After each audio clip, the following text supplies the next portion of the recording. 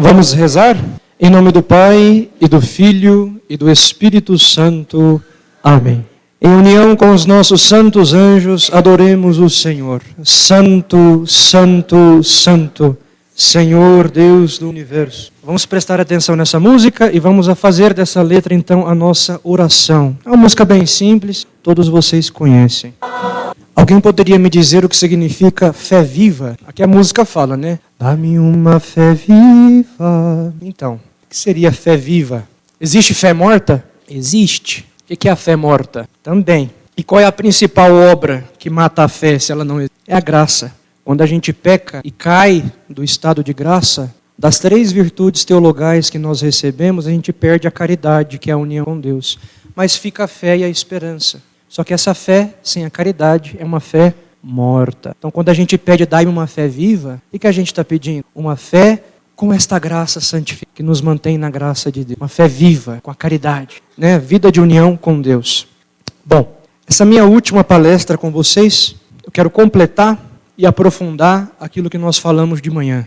De manhã eu falei um pouco sobre essa realidade da defesa da fé, como que o fundamento dessa necessidade de defender a fé vem do nosso batismo e, sobretudo, da nossa crisma, onde nós recebemos uma graça especial para ter forças para defender a fé e para justamente se manter nessa fé viva, traduzida na vida, testemunhada no amor pelos irmãos, não é? Como nós acabamos de cantar. Dissemos também, olhamos lá para a parábola do tesouro escondido, de que aquele homem descobre o tesouro, vai e vende tudo que tem com alegria e vai e compra o campo, a igreja. Porque fora da igreja não é possível descobrir em plenitude esse tesouro que é Jesus.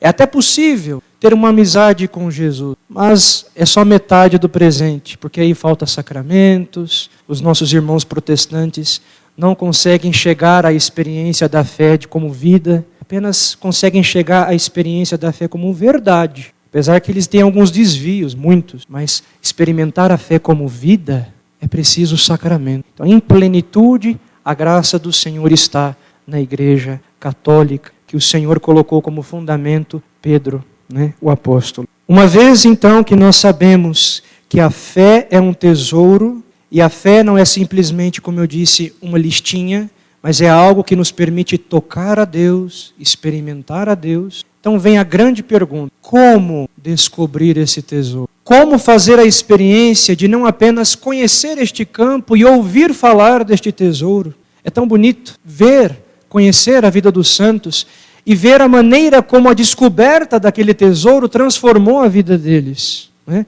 Ali na entrada, onde tem aquele painel falando da missão, da comunidade Atos, os valores. Uma das coisas lá é como São Paulo, né, seguindo o exemplo de São Paulo, fazer a experiência do poder do poder de Jesus que transforma as nossas vidas. E de fato transforma. O problema é que muitos, e aqui eu volto àquilo que eu terminei a pregação, muitos estão há muito tempo nesse campo da igreja, pode até servir a igreja há muito tempo, mas nunca descobriu o tesouro, porque não procurou, não fez o esforço. É interessante que em vários milagres do Evangelho, é interessante vocês observarem isso, em vários milagres do Evangelho, Jesus sempre quer a cooperação do homem. Então, por exemplo, o primeiro milagre de Jesus, público, que foi a transformação da água em vinho, os homens tiveram que fazer a sua parte, que era o quê? Encher aquelas talhas de água. Aí veio o milagre. Então sempre tem a parte do homem. E deu trabalho, porque cada talha eram 100 litros.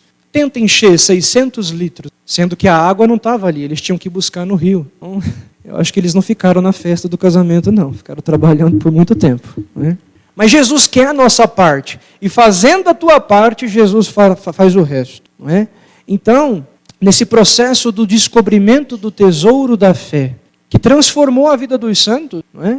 Nós temos que fazer a nossa parte. Se a gente faz a nossa parte, o milagre da graça vem, o milagre da transformação do nosso temperamento, o milagre da transformação onde os nossos defeitos se tornam ocasião para a gente ser mais humilde. E aí, na base da humildade, vai crescendo essa vida espiritual. Então, por exemplo, a gente olha para a vida do Carlo Acutis, né, o bem-aventurado Carlo Acutis, ou a própria vida do Papa João Paulo II, São João Bosco, que é uma vida maravilhosa, Padre Pio, Chiara Lute Badu, tantos santos também dos nossos tempos, a irmã Claire, foram pessoas que não se contentaram. Padre Henry também, Padre Henry é o padre da mesma comunidade da irmã Claire e morreu também em fama de santidade. Se vocês quiserem assistir ao documentário, se chama Soy Fuego. Sou fogo. Então, essas pessoas, elas não se contentaram em ficar ali no campo e ouvir dizer das maravilhas que é conhecer Jesus Cristo. Eles não se contentaram. Eu não quero ficar apenas escutando as maravilhas que esse santo e aquele outro santo experimentaram.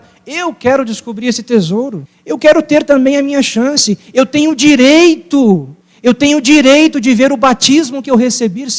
Eu recebi uma graça, eu recebi um organismo, uma vida divina dentro de mim, e que eu tenho direito, tenho desejo de que ela se desenvolva. Eu não quero ser um anão espiritual, alguém que não cresceu, que não se desenvolveu.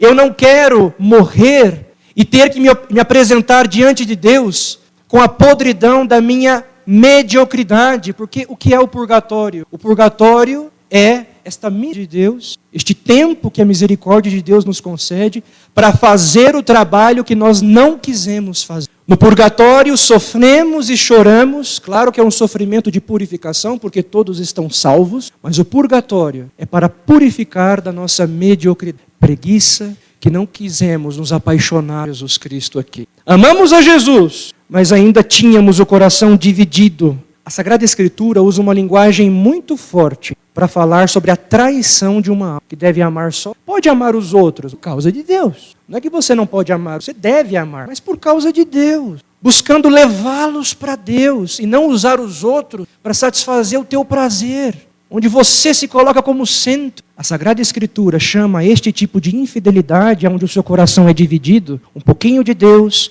um pouquinho o mundo e um pouquinho o meu eu, que quero estar no centro. Quem como eu? A Sagrada Escritura chama essa infidelidade de prostituição. Existe um profeta no Antigo Testamento, o profeta, onde lá a alma que se afasta de Deus é considerada como essa prostituição, e que Deus vai e chama de volta para o teu esposo. É muito forte. Então, nós temos o direito, e o Espírito Santo clama em nós, inspira-nos, para que essa graça se desenvolva e que a gente descubra este tesouro que os santos experimentaram. Quem são os santos? São aqueles que descobriram o tesouro escondido no campo. E esse tesouro não adianta, ele não vai sair sozinho da terra. Ele fica escondido e permanece escondido mesmo depois de descoberto. Por quê? Porque este tesouro está escondido na tua alma. Se você quiser descobrir este tesouro, você precisa fazer um caminho de interiorização. Santo Agostinho, no fim da vida, ele disse: tarde te amei, estavas dentro de mim, Jesus, e eu fora te buscava. O campo é a tua alma, você é a igreja. O campo da igreja é você. Você é templo do Espírito Santo realmente. O campo é você, jovem. O tesouro já está aí. As 7 moradas que Santa Teresa fala é a estrutura da alma, e ela já está na tua alma. Deus está habitando em você realmente. Sobretudo se você está em estado de graça, habita como amigo, como íntimo, e Ele te chama, vem. Porém, infelizmente, a maior parte das pessoas, 99,99999%, carregando esse tesouro, vai passar a vida inteira e morrer sem descobri-lo. A nossa fé é um tesouro. E o caminho da fé, o caminho da experiência da fé, ele é duplo. Lembra do que Jesus disse? Eu sou o caminho, verdade e vida. Então nós podemos experimentar a fé, o caminho da fé, uma verdade que alimenta a nossa inteligência, alimenta a nossa razão, mas como vida. Porque a fé, eu volto a repetir, ela não é simplesmente uma doutrina, é o portal que nos permite entrar em contato com uma pessoa. Realmente. Não dá para expressar isso por palavras. Você tem que experimentar isso. Mas será que isso é verdade, irmão Davi? Olhe para os santos. A diferença entre miserável pecador, preguiçoso, eu, irmão Davi, e os santos, é porque eles buscaram esse tesouro dentro deles, custe o que custar. Nós muitas vezes somos como o povo de Israel, que está no deserto procurando o tesouro da terra prometida, que é Jesus, mas fica se lembrando da cebola do Egito. Minha vida passada, isso e aquilo. É o nosso triste coração dividido. Uma coisa que eu gostaria de ter falado na outra palestra, e eu me esqueci, é que a realidade da fé e da razão, enquanto o mundo lá fora diz que elas são inimigas, nós entendemos que, na verdade, a fé e a razão, usando a imagem do Papa João Paulo II, são como que duas asas que nos levam para Deus. Lembra que eu disse que o ser humano foi criado perfeito, como um violão bem afinado, e o pecado desafina. O nosso coração foi desordenado. É por isso que todos dentro de nós tendências para o pecado. O pecado original deformou o nosso coração de maneiras diferentes. Um vai ser mais inclinado para a preguiça, outro para o orgulho, outro para a vaidade. Claro, o orgulho está de tudo. Mas em cada um, o veneno da serpente teve os seus efeitos próprios. E uma das coisas também que se tornou vulnerável, né? Lembra da palavra vulnus? Significa ferida. Né? Uma das coisas que se tornou vulnerável foi a nossa inteligência. Então, Deus, por sua misericórdia, porque Ele não abandona o homem, não abandona o seu projeto de amor, Deus socorre a inteligência do homem, que já não consegue acessar toda a verdade. Atenção! O homem pode conhecer a Deus só com a sua... através do testemunho da criação, da beleza da criação, não é? Da ordem, da harmonia, do finalismo que existe nas criaturas. Gente, quando você estuda biologia, o funcionamento das células, que coisa maravilhosa. Quem ensinou para aquelas coisas? Quem ensinou para a mitocôndria que ela precisa de respiração celular? Eu gosto da mitocôndria, é minha organela preferida. Quem ensinou o complexo Golgi a fazer lá a fagocitose, aquelas coisas, né? Ou mesmo quando o organismo entra em colapso, ele mesmo se ajusta. Quem ensinou isso? Quem colocou esse instinto tão inteligente em criaturas irracionais? A biologia, a própria criação, de modo geral, ela dá testemunho de uma inteligência que ordenou. Então a nossa inteligência, mesmo sem a fé, é capaz de chegar a Deus como criador. A nossa inteligência é capaz, sozinha, de chegar ao conhecimento do Criador, de uma inteligência que dotou a criação de uma sabedoria em toda a biologia, incrível. Mas ela só chega até aí. E Deus envia a fé, que não é uma criação humana. A fé é uma revelação do próprio Deus. A fé é uma ajuda que Deus dá à nossa inteligência e a eleva. E por causa da fé, que vem de Deus, da nossa cabeça, é revelada por um conteúdo revelado por a nossa fé é elevada e por causa da luz da fé a gente pode conhecer coisas que estão além da nossa capacidade, tá bom?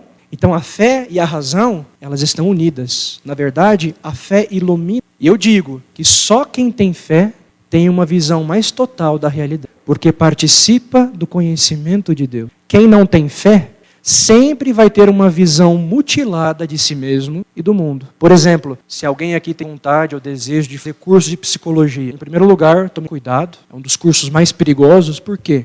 Muitos cursos de psicologia, no fundo, você vai estudar milhares de teorias. E muitas teorias psicológicas já parte de uma visão do homem mutilada, sem a fé, sem a ajuda da fé. Porque se eu não tenho os dados da fé que Deus me revelou, eu olho para o ser humano e eu consigo ver apenas o quê? Um animal. Eu não vejo a alma. Eu vejo simplesmente um animal. Quando você vai aí no YouTube, está muito na moda aí no YouTube, tudo explicar a partir das coisas que estão acontecendo no cérebro. Né? Então, se você está sofrendo tal coisa, é porque alguma área do seu cérebro, né, foi atingida. Claro que aquilo que acontece com o nosso corpo tem repercussão no cérebro, mas a gente não é um cachorro. Nós temos alma. E a inteligência e a vontade, ou seja, Deus nos deu duas capacidades, inteligência e vontade. Inteligência que te faz capaz de conhecer as coisas e vontade, querer o que você conhece. Essas duas coisas não estão na tua cabeça, cérebro, estão na tua alma. Claro que como nós somos uma unidade, né? Como nós somos uma unidade, corpo e alma, uma só pessoa, aquilo que você decide e quer tem influência em todo o seu corpo. Mostra para mim um sorvete. A cabeça já vai, né, salivar. Eu gosto de sorvete. Só que a inteligência e a vontade estão na alma. Então, lá fora, como as pessoas não têm fé, a visão de homem, de ser humano, é muito mutilada. É muito limitada. Só a fé, que ajuda a nossa razão a chegar aonde, porque ela está ferida pelo pecado, só a fé nos dá a visão total. Quem é o homem? Qual a minha finalidade? Deus foi tão generoso que Ele não abandonou o homem em sua miséria. Ele veio contar o resto da história, onde a gente não conseguia mais, ok? Mas eu gostaria, principalmente nessa palestra, de falar sobre a questão, como descobrir esse tesouro. Porque se vocês têm a grande vocação de defender a fé, Vocês não podem defender apenas um costume. Lembra do que eu disse na primeira pregação? Se vocês simplesmente são católicos por costume, porque os vossos pais são, sua fé é muito fraca. A fé precisa vir de uma convicção, de uma verdade que eu saboreei. E a verdade que é vida, porque eu descobri esse tesouro. Como descobrir esse tesouro? Então existe um itinerário. Existe um itinerário. E eu quero começar do fim, tá bom? Talvez isto aqui que eu vou apresentar vocês já conheçam, tá bom? Mas eu quero olhar para estas coisas que eu vou colocar aqui numa outra perspectiva, tá? Antes disso, eu só gostaria de dar um exemplo de uma alma que foi, apaixonada por Jesus. Eu gostaria apenas de dar um exemplo bíblico de alguém que descobriu esse tesouro escondido no campo. E teve a sua alma de tal forma devorada pelo amor de Jesus, que a sua única missão foi fazer com que os outros descubram também o tesouro da fé. E foi São Paulo. Na mesma carta de Filipenses, que eu falei de manhã, que é uma carta que ele escreveu estando preso, e é onde ele repete várias vezes, alegrai-vos, alegrai-vos, alegrai-vos. São Paulo faz uma das confissões mais bonitas. Filipenses, seria todo o capítulo 3 de Filipenses. E São Paulo está fazendo uma dura crítica, porque havia alguns ali da comunidade Filipenses, em Filipos, a cidade se chama Filipos. Havia alguns ali na cidade de Filipos que queria obrigar os cristãos a se circuncidarem. Porque como era, entre aspas, como era o batismo dos judeus? A circuncisão. Então tinham alguns judeus convertidos para o cristianismo, mas que queriam obrigar os pagãos a seguir as tradições antigas judaicas. E São Paulo, achando aquilo um absurdo, como que um regresso para o judaísmo, ele falou, não, a gente não pode se gloriar na carne. A nossa glória, a vida nova que nós temos é em Jesus Cristo. E ele começa esse discurso falando assim, se alguém pensa que pode confiar na carne, o que é ridículo, ele fala, se alguém pode confiar na carne, eu, por exemplo, poderia confiar na minha carne. Por quê? Aí ele começa a colocar aqui títulos que ele poderia se gloriar. São Paulo tinha muitos títulos. Ele poderia confiar nos seus status, seria a linguagem mais próxima. Paulo tinha muito status. Por exemplo, fui circuncidado no 8º dia. Sou da estirpe de Israel, da tribo de Benjamim. Hebreu, filho de hebreu. Ele é de uma nobre. No que diz respeito à observância da lei, sou fariseu. Paulo era fariseu.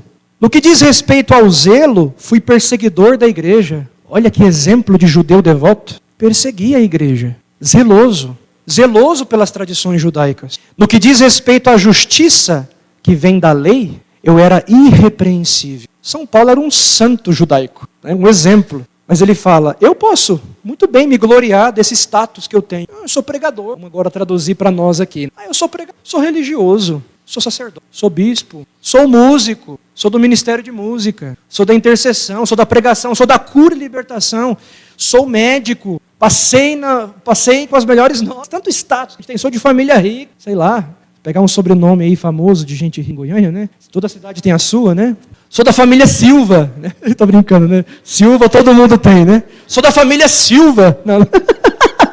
Mas aí não.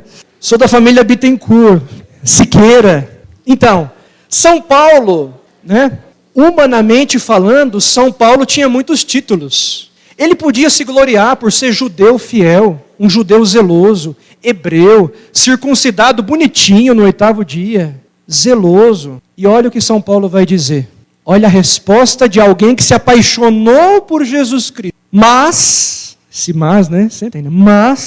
essas coisas, versículo 7, essas coisas que eram lucro para mim, antigamente era lucro, eu era fariseu. Eu perseguia a igreja, eu era venerado pelos rabinos, era venerado pelos fariseus. Tinha um futuro promissor. Essas coisas que eram lucro para mim, considerei-as prejuízo por causa de Cristo. Diante de Cristo, diante desse tesouro que eu não só ouvi falar, mas eu experimentei, todas estas coisas das quais eu poderia me gloriar se tornou prejuízo. E ele continua, ele não economizou tinta não. Ele continua. Mais do que isso, julgo que tudo é prejuízo diante do bem supremo, que é o conhecimento de Jesus Cristo, meu Senhor. Atenção, quando São Paulo fala conhecimento, não é só conhecimento intelectual. É aquele conhecimento que também gera experiência.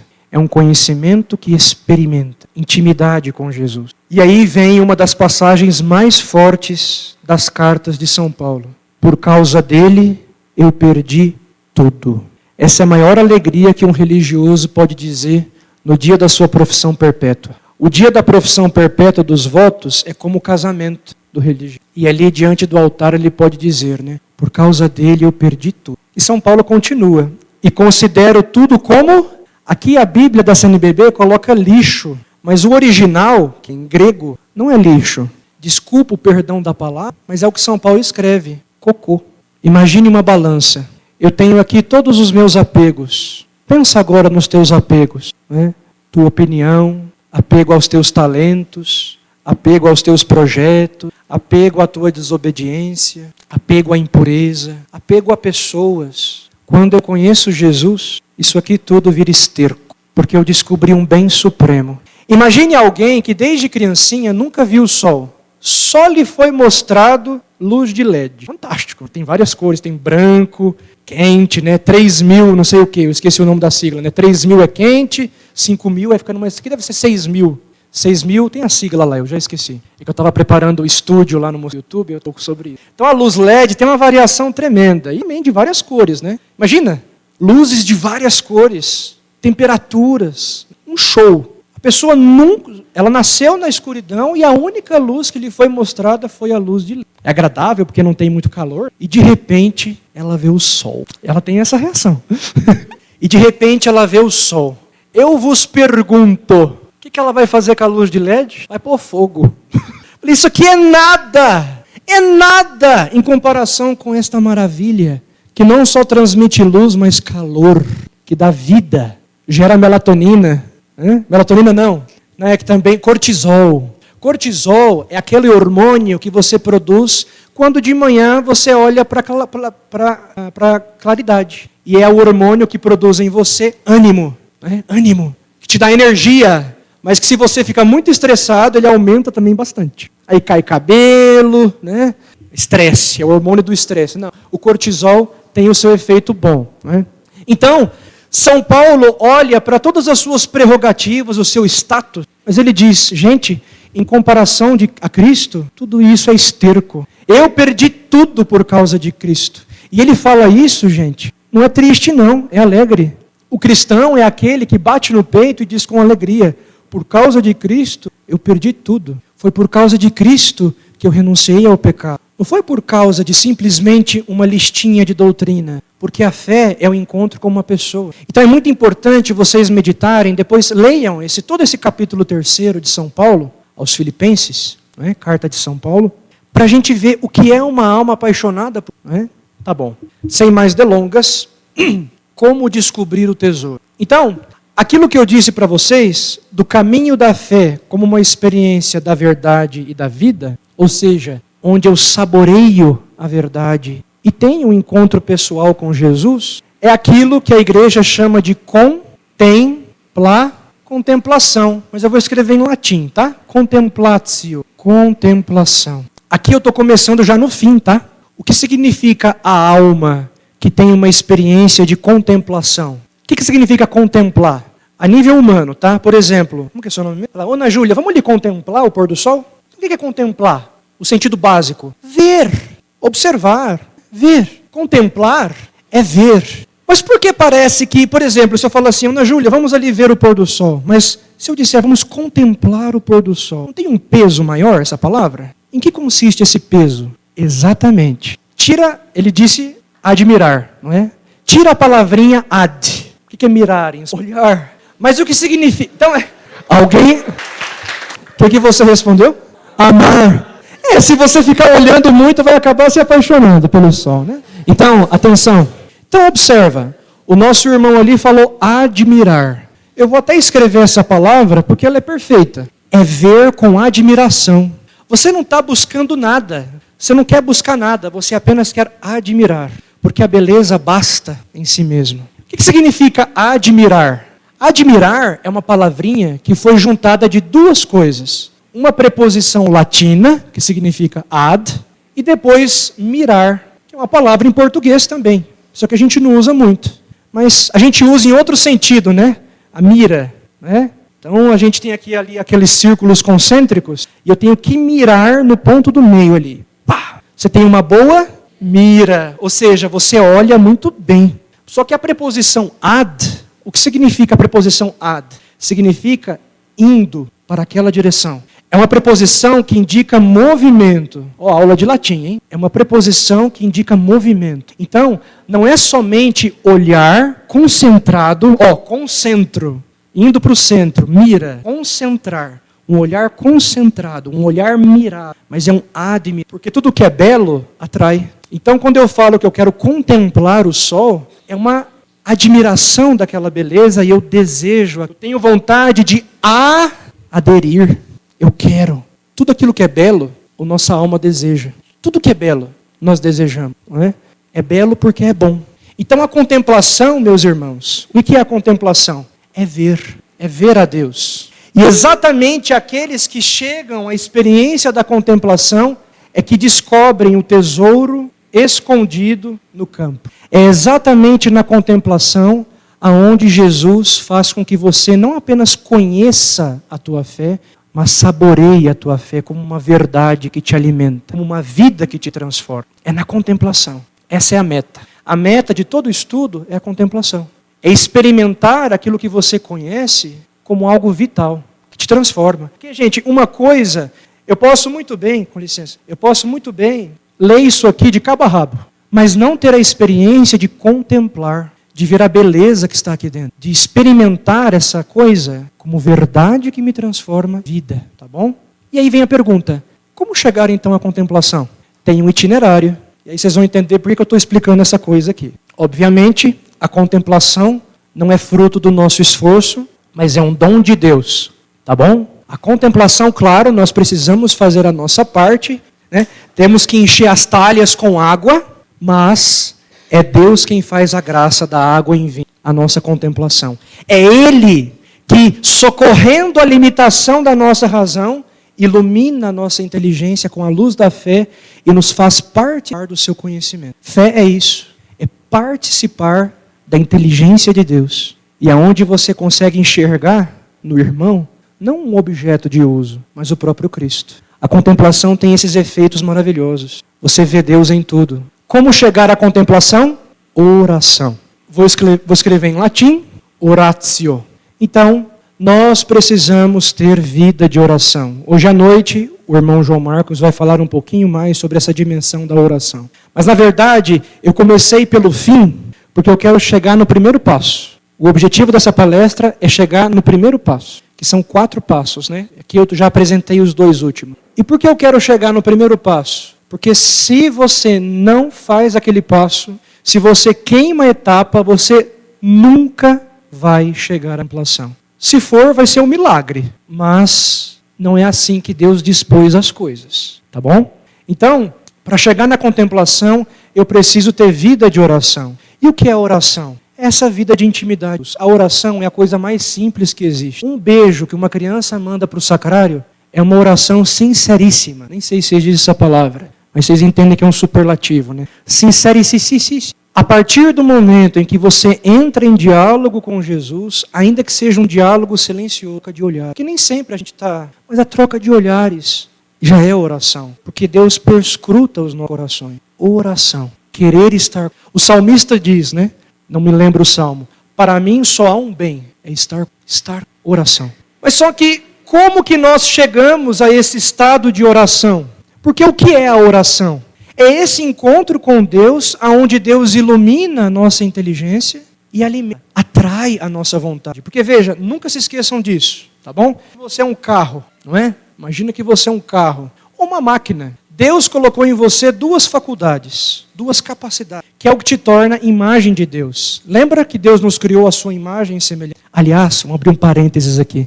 Se um dia um protestante perguntar para você por que a gente faz imagem, fala para ele que o primeiro ser a fazer uma imagem de Deus foi o próprio Deus. Todos nós somos imagem. E quem fez essa criatura que é a imagem de Deus? O próprio Deus! Está no Gênesis. Os protestantes dizem, né? Deus nunca mandou criar uma imagem de Deus. Tudo bem, você é. Deus criou 1 trilhão de imagens dele mesmo. Mas aí eu faço outra pergunta. Por que Deus fez tantas imagens dele mesmo? E não somente imagem, é semelhança também. O que diz respeito que não é simplesmente imagem, mas tem intimidade, é semelhança, estado de graça. Deus criou o homem em estado de graça, de união, semelhança. Quando você peca, qual dos dois você perde? Ah, desculpa, eu preciso explicar outra coisa, senão você não entende. Então nós somos criados à imagem e semelhança de Deus. O que significa dizer que você é imagem? Significa que você tem algo que Deus também tem, imagem. E é o quê? Que você tem inteligência e vontade. Deus te dotou. Deus dotou todas as pessoas, humanas e angélicas. Deus dotou todas as pessoas, humanas e angélicas, de inteligência, conhecer a verdade, vontade, é capaz de querer a verdade que ela conhece. O ser humano foi feito para se unir, não somente para conhecer o bem, mas quer se unir ao bem. Eu conheço ali o chocolate, mas eu quero. Eu vejo o sorvete, conheço aquela maravilha. Não é à toa que a gente fala, eu posso ver? Qual que é a reação nossa? Tem olhos, eu quero ver. Na verdade, você não quer ver, você quer tocar. O ser humano não se contenta com ver. Ele quer ver e possuir. Olha, deixa eu ver seu celular. Você pediu para ver, criatura. Ah, não, é que eu queria também. O ser humano foi feito para ir o bem, a beleza, a verdade. Então, ser imagem de Deus significa que você tem inteligência e vontade. E ser semelhante a Deus significa o quê? Estar em estado de graça, união. Portanto, quando eu cometo o pecado mortal, o que eu perco? A imagem ou a semelhança? A semelhança. Você não vai perder a sua inteligência nem a sua vontade. Ela fica. Portanto, os homens em estado de pecado não têm a semelhança. Se rompeu, semelhança de amor. Mas fica ali a inteligência. Então, veja, para a gente chegar para a oração, só para terminar o raciocínio dos protestantes. Então, Deus foi o primeiro a criar uma imagem de si mesmo. Mas aí vem a pergunta, por que ele quis criar tantas pessoas a sua imagem? Aí vem outra resposta, mais profunda do que Deus fez bilhões e bilhões e bilhões de seres humanos à sua imagem por causa de uma única criatura humana, que não seria apenas imagem, mas seria o próprio Deus, que é Jesus.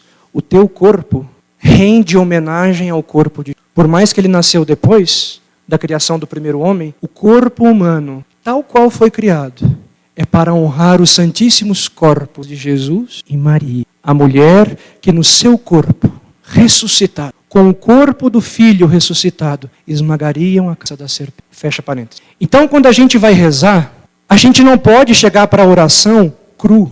Porque oração, eu não disse que é intimidade com Jesus? Como é que você pode ter intimidade com alguém que você não conhece? E como é que você pode amar aquilo que você conhece? Portanto, para se preparar para a oração, que vai te levar para a contemplação, você precisa exercitar a sua inteligência e vontade. E aonde que a gente exercita essas duas coisas? Meditar, em latim, não é meditatio. Toda vez que você ver a letra I depois do T, vogal, é o barulho de latinha.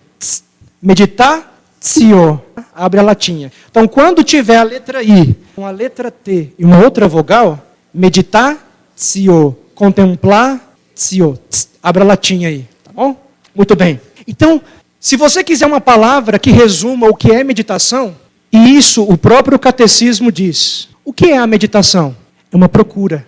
Na meditação, preste atenção aqui que isso é importante. Na meditação, eu procuro aquele que o meu coração ama. Na meditação, eu coloco a minha inteligência para trabalhar, para que conhecendo a verdade, a minha vontade se sinta. Só que eu vou confessar uma coisa para vocês. São muitas e muitas as pessoas que dizem, eu posso dizer isso por mim mesmo, quando eu era mais jovenzinho. Quantos anos vocês acham que eu tenho? 20? Nossa Senhora. 18. Tá, depois eu falo.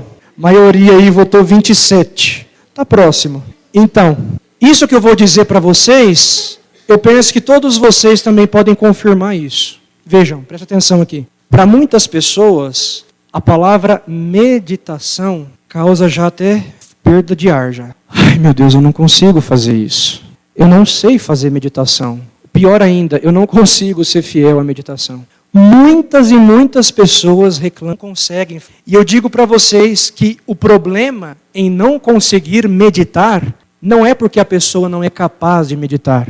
A meditação, meus irmãos, é algo tão natural no ser humano. Não existe só meditação, ou seja, meditação do evangelho, meditação dos mistérios da fé. Existe a meditação natural. E isso todo mundo faz. Aquele sujeito preocupado em casa, que não consegue dormir, cheio de problemas, o que ele está fazendo? Está meditando. Meu Deus, como eu vou resolver aquele pepino amanhã? Meditação consigo mesmo. Né? O cachorro correndo atrás do próprio rabo. Né? É a meditação consigo mesmo, é um diálogo consigo mesmo. É meditação. Eu estou tentando procurar o melhor caminho para resolver os problemas. Falo uma coisa que o outro não gostou. Meu Deus, como que eu vou resolver agora? Como que eu vou consertar a situação? Falei mal de alguém e aquilo lá espalhou. O que eu vou resolver? A gente medita. Naturalmente, nós fazemos muita meditação conosco. Mas, e aqui eu quero que vocês guardem isso que eu vou dizer para vocês. Eu quero que vocês façam a experiência daqui para frente, nos meses aqui para frente, se isso não é verdade. A maior dificuldade, ou melhor, a resposta de por que muitos não conseguem fazer meditação, não é porque não conseguem meditação, é porque eles pularam uma etapa. Porque o começo do itinerário não começa com meditação. Muitos não conseguem fazer a experiência de uma oração profunda e não recebem a graça da contemplação porque não fazem meditação. Mas o pessoal aqui não faz meditação, queimou essa primeira etapa por preguiça, ou talvez porque ninguém ensinou, mas eu vou ensinar. E o que é essa primeira etapa? Vocês já estão percebendo que isso aqui são os passos da Lexio Divina, né? Mas só que eu considero a Lexio de outro jeito. A Lexio Divina, a leitura orante, ela simplesmente é entendida como passos que você vive ali naquele... Não, sim ou não? Eu entendo a Lexio Divina de outro jeito. São fases da nossa vida. São 4 fases da nossa formação espiritual, onde em cada período vai predominar uma delas. E no começo da nossa conversão, que é o nosso, né? Está no comecinho. Eu também estou. A não ser que alguém já esteja por Jesus e já descobriu o tesouro. Espero que quase todos. Eu ainda considero muito longe. Mas nós que estamos no comecinho da caminhada, o que deve predominar em nós é a primeira fase, que vai nos preparar para a segunda, que é a meditação. A meditação nos prepara para a oração e a oração para a contemplação. Qual é essa primeira fase? Leitura, mas que a gente chama de lexio. Lexio. Leitura. Mas eu vou trocar essa palavra leitura. Porque se eu falo leitura, vocês vão entender ler livro. Aí você vai virar um bookster, né? Que compra 500 livros e finge que leu todos e faz vídeos no YouTube. Atenção. Muitas pessoas não conseguem fazer meditação porque pulou a primeira etapa. O que é meditação? Meus irmãos, meditar, eu vou ensinar para vocês o que é o processo da meditação. O que é meditar? Meditar é você comparar e fazer conexões do repertório do que você acumulou pela leitura. Imagine que o seu coração é como um baú. O que é a meditação? É você descobrir novas riquezas através do tesouro que você acumulou dentro do seu coração. Ora, se você não estuda, se você não faz leitura espiritual, se você não procura conhecer a tua fé, estudar a tua fé, você não vai conseguir meditar, porque você não tem matéria-prima. Seu coração está vazio, seu repertório está vazio. Você não vai conseguir tocar outras músicas mais elaboradas e mais difíceis se você se contentar apenas com uma música, não variar, não ter um repertório. O teu coração é como um baú, aonde você precisa entesourar, guardar riqueza de leitura. Então, meus irmãos, tem que estudar. O nosso não estudar a fé coloca em risco a nossa salvação.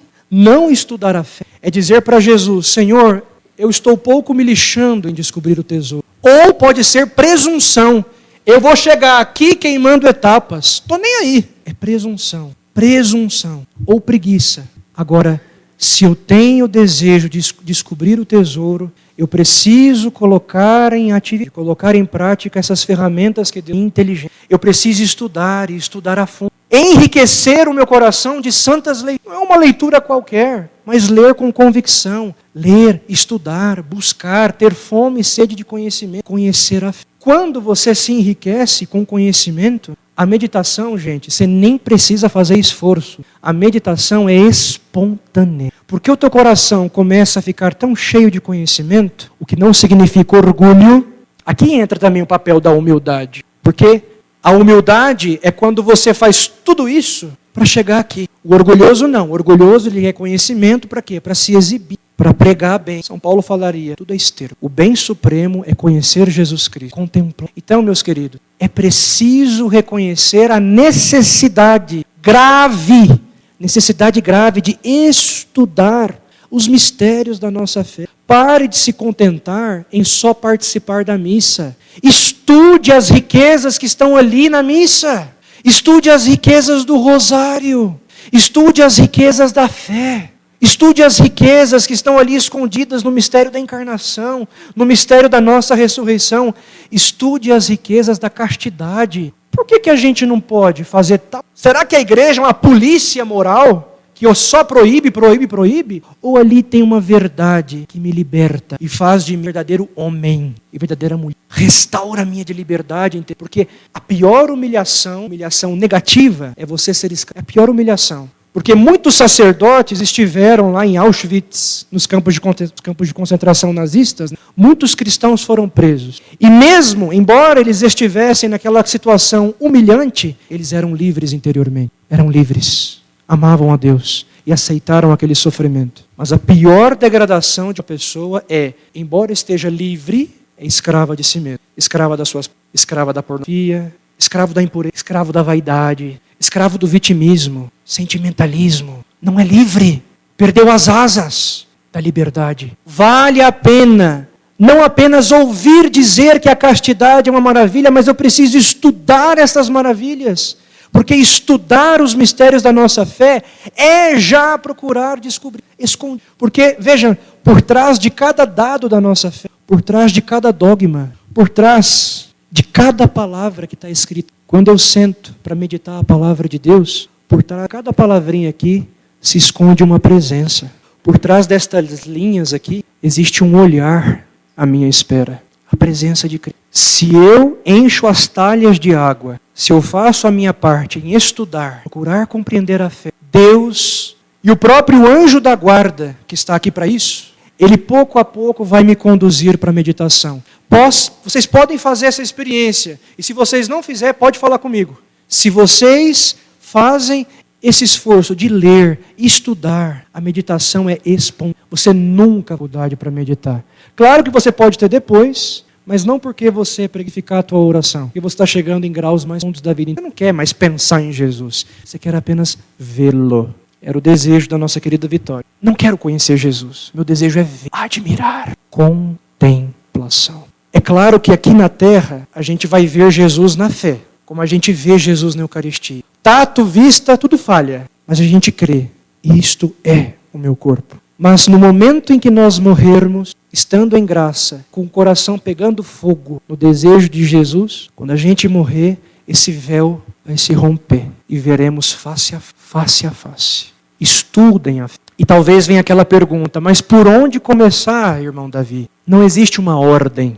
Comece por aquilo que mais te interessa. O verdadeiro estudo, ele só tem efeito se você está É ou não é verdade? Eu, quando estou interessado numa coisa, eu nem preciso fazer regra mnemônica. Grava. Por quê? O aprendizado está ligado ao amor. Eu não vou ter tempo de explicar aqui a relação entre estudo e amor, e o papel da memória aqui, mas de fato, quando a gente está apaixonado por um assunto, ou por uma pessoa, a gente nunca esquece. É ou não é? Existe uma relação entre o amor e a memória. Então, por onde começar o teu estudo? Por aquilo que você está apaixonado e interessado. Então, procure começar por algum dado da fé que te interessa muito. O mistério a Santa Missa. O que é Jesus crucificado? Por que Jesus precisou morrer? Os mistérios da Virgem Maria. Enfim, tem tanta riqueza da nossa fé. Comece por aí. Porque como a nossa fé ela é um edifício, uma verdade puxa a outra. E aí você vai se interessando. Mas tem que estudar. Se você não consegue meditar, o problema é aquela etapa que você está queimando. Tem que estudar. Coração vazio, sem conteúdo, sem riqueza de leituras. Não é só leitura, não. Escutar pregações mais sólidas, consistentes, tipo o Padre Paulo Ricardo. Não tem medo de, às vezes, falar coisas difíceis. É importante. Porque também a gente tem que ter paciência com a gente mesmo. É ou não é verdade? Se você não entende hoje, calma. Você vai entender amanhã. Se você hoje não consegue levantar 15 quilos, amanhã você vai... Daqui 3 meses, né? Você vai conseguir levantar 15 quilos. Mas ficar levantando o mesmo quilo por 30 anos, vai aumentar o músculo da inteligência? Não vai. Não vai. Tem que aumentar. Mas às vezes tem umas aulas do Padre Paulo que eu não entendo. Não tem problema. Uma hora vai... Plim! Aí você fala, meu Deus, que riqueza é o sacramento da confissão. Aí você entende porque os santos confessavam todo dia. Tem gente que fala, né? O que o Carlo Acutis ia confessar? Ele não pecava. Só que o santo... Enquanto a gente vê isso aqui da riqueza do que é o sacramento da confissão, os santos enxergavam muito mais. Quer chegar lá? Faça as etapas. Obedeça à sua natureza. Deus te deu uma inteligência, uma vontade, uma memória para você enriquecer com leituras e estudo. Estudo sério. Não é livro lá com as pernas para cima, com o celular aqui e o livro aqui. Não, estudo sério. Estudo sério. E o seu coração vai ficando tão rico e tão cheio que, eu repito, a meditação e a tua oração vai sendo mais interessante. Porque você tem com o que falar. Entenderam? Para terminar, eu quero apenas apresentar para vocês, rapidamente, espero que numa próxima oportunidade, se o Helder gostaria de trabalhar mais esse assunto com vocês, assunto preferido. Embora a gente estude tantas coisas na teologia, coisas até bastante difíceis, esse é o meu assunto preferido. Que existem várias formas de você seguir esse caminho. Leitura, meditação, oração e contemplação. Mas existe um caminho mais rápido, existe um caminho mais seguro para você chegar já aqui, na descoberta do tesouro. Quase que queimando essa etapa. Mas não é. Gostaram, né? Ê, preguiça. O que a Sagrada Escritura fala sobre Nossa Senhora? Sobre a vida de oração dela. Depois que os reis magos visitaram Jesus, o Evangelho termina assim. Quando os pastores foram até Jesus e eles falaram de tudo que eles viram, os anjos que cantaram, né, glória a Deus. O que o Evangelho fala ali no final? E ele define, ele resume toda a vida de oração de Maria. Ela diz assim, o Evangelho diz, Maria conservava todas as coisas, ou seja, tudo aquilo que ela via e tudo que ela ouvia dizer sobre o Filho, tudo o que estava acontecendo, cada detalhe que Maria estava ouvindo sobre o que estava acontecendo. Maria conservava todas aquelas coisas, meditando-as no seu coração. Então, quando Maria meditava sobre os mistérios do Filho, e isso durou a vida inteira de Nossa Senhora, durou a vida inteira dela. Quando Maria meditava sobre a vida do Filho, onde que ela guardava o fruto das suas meditações? No seu coração. Então, o coração de Maria se tornou como você não vai brigar comigo não, vem o Espírito Santo. Então, quando Maria meditava, onde ela depositava os frutos da sua meditação? No seu coração. Então, o coração de Maria é como um baú, é como um tesouro. Tudo que Maria tinha de frutos de meditação, de oração, de contemplação, ela guardava o coração. E aqui vem a grande maravilha da nossa fé, e que infelizmente os protestantes se fecham para essa graça.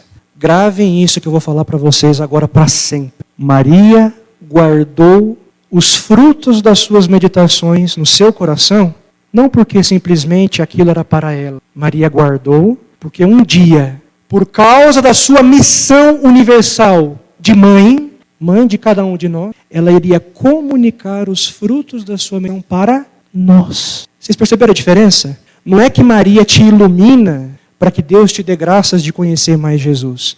É ela comunicando as meditações dela a você.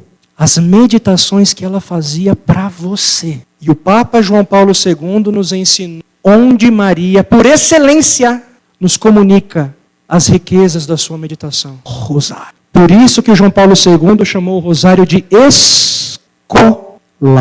A escola de Maria. Aí você entende porque quando o jovem que acabou de vir do mundo, quando começa a rezar o rosário, vence com mais facilidade a pornografia. Vence com mais facilidade a impureza. Tem mais forças de assumir o martírio da ridicularização no ambiente onde vive. A força do rosário não é simplesmente da riqueza dos Pai Nossos e Ave Marias. É porque o rosário é o cordão umbilical, onde Maria transmite por Wi-Fi. Um Wi-Fi perfeito. Um Wi-Fi perfeito. Ela comunica os dados, memória RAM.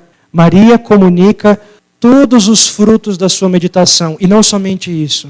Através do rosário, Maria comunica a sua paixão. Todo o amor de Maria por Jesus, ela nos comunica. Então, o rosário é um caminho por excelência de leitura, meditação, a partir do coração de Maria. E ali Maria nos conduz para a oração e para a contemplação. O que é a contemplação?